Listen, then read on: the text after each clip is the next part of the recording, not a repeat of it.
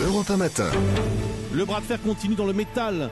Le Premier ministre n'a pas réussi à rassurer hier les syndicats sur l'avenir des salariés de Florange, ni en les recevant dans son bureau à Matignon, ni lors de son passage sur France 2. Bonjour Jean-Claude Mailly. Bonjour. Vous êtes secrétaire général de Force ouvrière, en direct pour le Plus d'Europe 1 Matin.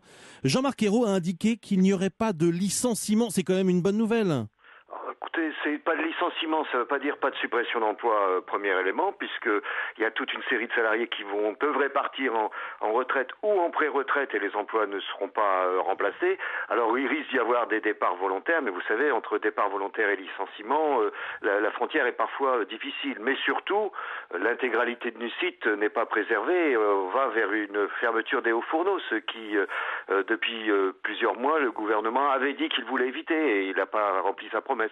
L'intersyndicale de Florange parle de trahison. Est-ce que c'est pas un peu disproportionné ?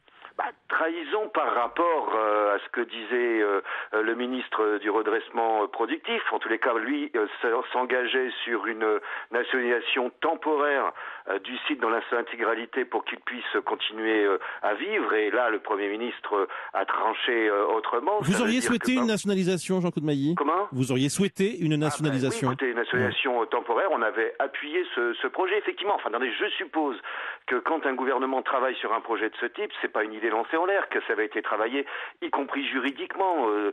Donc à partir de là, ce serait bien d'ailleurs d'avoir le dossier complet. Mais on l'a pas. À Matignon, on dit que ça aurait coûté 1 milliard d'euros la nationalisation. Attendez, ça c'est un chiffre, personne ne peut le certifier pour le moment, alors que le gouvernement mette sur la table aussi le projet tel qu'on n'a pas dans le détail non plus, qui était prévu. On aurait vu combien tout ça aurait coûté. Je considère que c'est un beau gâchis en tous les cas.